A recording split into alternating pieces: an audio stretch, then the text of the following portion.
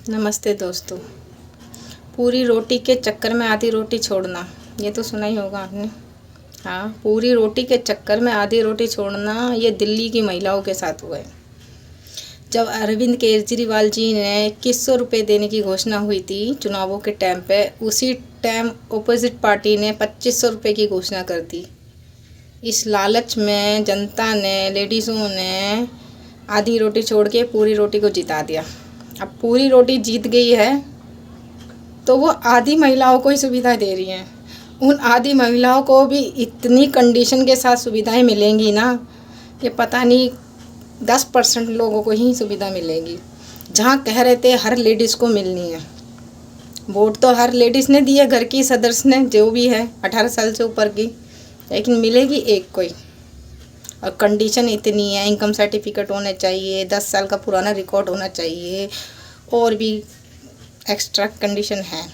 अब 10 साल का रिकॉर्ड, जो नई घर में वाइफ आई है किसी जेंट्स की, जो 10 साल से ज़्यादा का रह रहा है, उसकी वाइफ आई 5 साल पुरानी आई है, 6-7 साल पुरानी आई है, उसके पास 10 साल का प्रूफ नहीं है, 6 साल का होगा, 7 साल का होगा। इस बीच उसने पहले ही साल वोटर आईडी बनवा ली और वोट डाली है, तो उसे नहीं मिलने का हक। मिलने का हक है ना, मिलना चाहिए। और भी लेडीज़ों को मिलना चाहिए। ऐसी पिंक कार्ड में इस तरीके का झंझट डाला, इससे तो पहचान पत्र से ही बोल देते दिल्ली के रहने वाले पहचान पत्र लेके अपनी टिकटें ले लिया करो।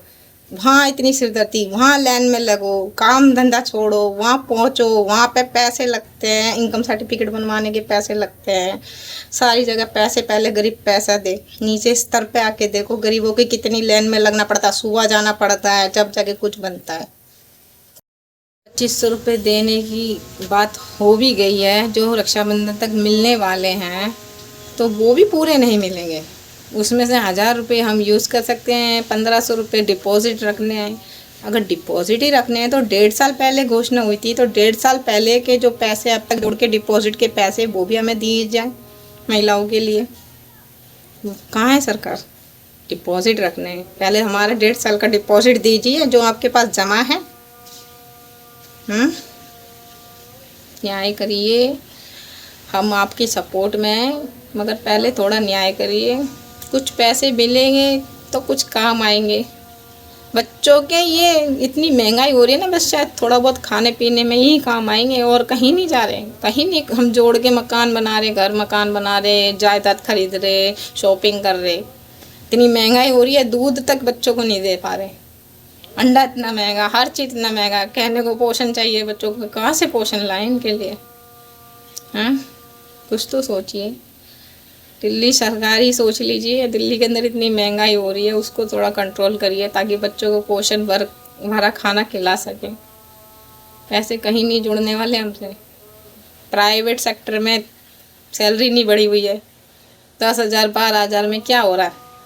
1000 रुपये का सिलेंडर बन जाता है, बिजली का बिल थोड़ा बहुत जो आता है हम यूज करते हैं उस हिसाब से, और भी घर में खाना पीना है। खाली आपके गेहूँ वो भी 5 किलो 2 किलो 3 किलो से गुजारा नहीं होता, तेल पानी साबुन सब आता है। महंगाई पे रोक नहीं लगेगी, आपके 2500 रुपये पता भी नहीं चलेगा कहाँ आए और कहाँ चले गए। तो कम से कम ज़रूरतमंद महिलाओं को पहुँचा दीजिए, ज़्यादा कंडीशन मत रखिए। बस यही बोलना है, ज़्यादा कंडीशन नहीं रखें।